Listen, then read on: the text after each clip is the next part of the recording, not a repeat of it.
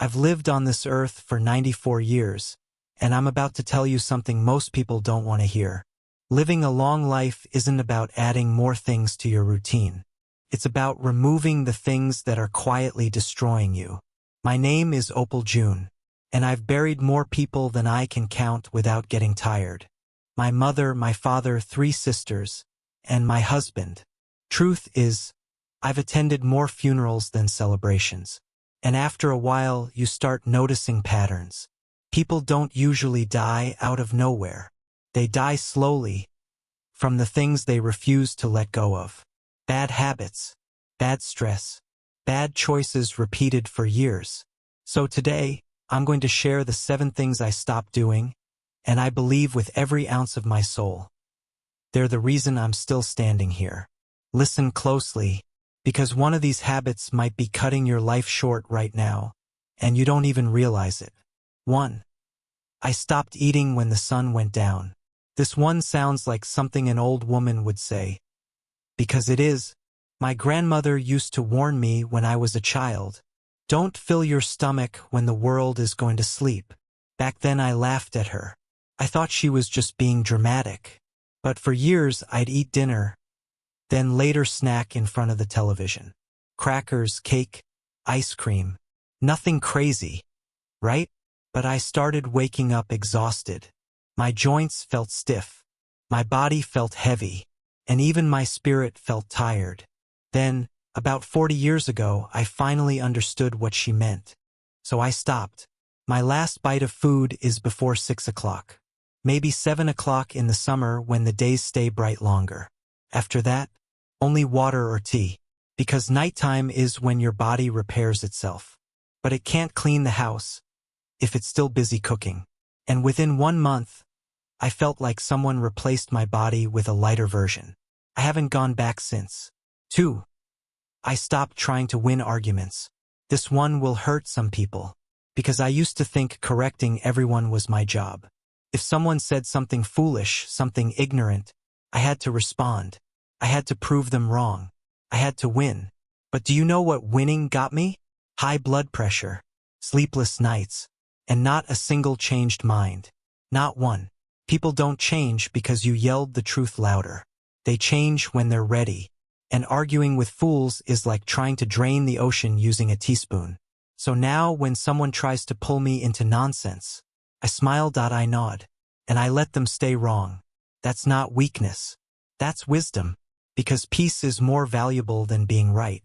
And every argument you avoid is another year added to your life. 3. I stopped sitting all day. Now listen, I'm not talking about going to the gym.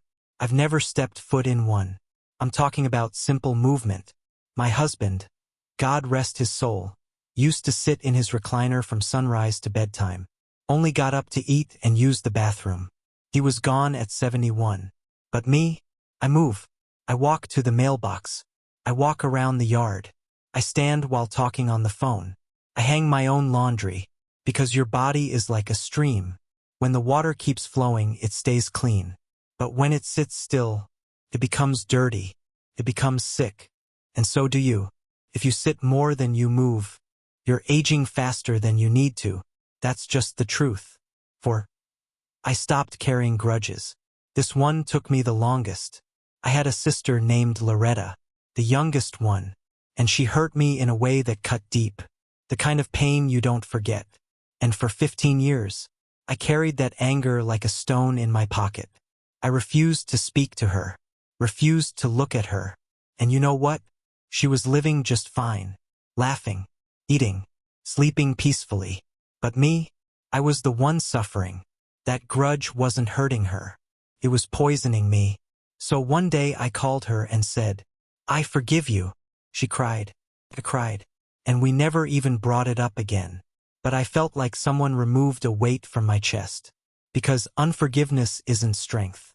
The slow poison. Doctors call it cortisol. I call it quiet destruction. It attacks your heart, your stomach, your mind. So let it go.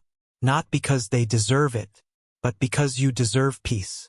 Your body cannot heal what your heart refuses to release. 5. I stopped watching the news at night. Oh yes, the news. They don't sell information. They sell fear. They want you worried. They want you angry. That's how they keep you addicted. I used to watch it every night. Murders, disasters, politics, chaos. Then I'd lay in bed trying to sleep while my mind replayed it all like a nightmare. And I realized something. Your brain doesn't rest when you feed it poison. So now, that television goes off early. I read. I pray. I sit outside and listen to birds. That's how you prepare your mind for sleep. And I sleep peacefully. 8 hours. Every night. What you feed your mind is just as dangerous as what you feed your body. Maybe even more. 6. I stopped trying to please everyone. For most of my life, I was a yes woman. Family needed help? Yes. Church needed volunteers? Yes. Neighbor needed to talk for hours? Yes. Somebody needed money? Yes. And do you know what happened? I wasn't happy. I was drained. I was tired. I was resentful. I was so stretched thin you could see right through me. Saying yes to everyone means saying no to yourself. And that is a slow kind of dying. So now I say no. Kindly, respectfully, but firmly, because I learned something important. The people who truly love you will understand your boundaries. And the ones who don't, they weren't loving you, they were using you. 7. I stopped waiting to start living. This is the most important one. When I was younger, I believed happiness was always waiting somewhere in the future. When I finish school, then I'll be happy. When I get married, then I'll be happy. When the kids grow up, then I'll be happy. When I retire, then I'll finally live. But life doesn't wait for your perfect timing. It moves forward whether you're ready or not.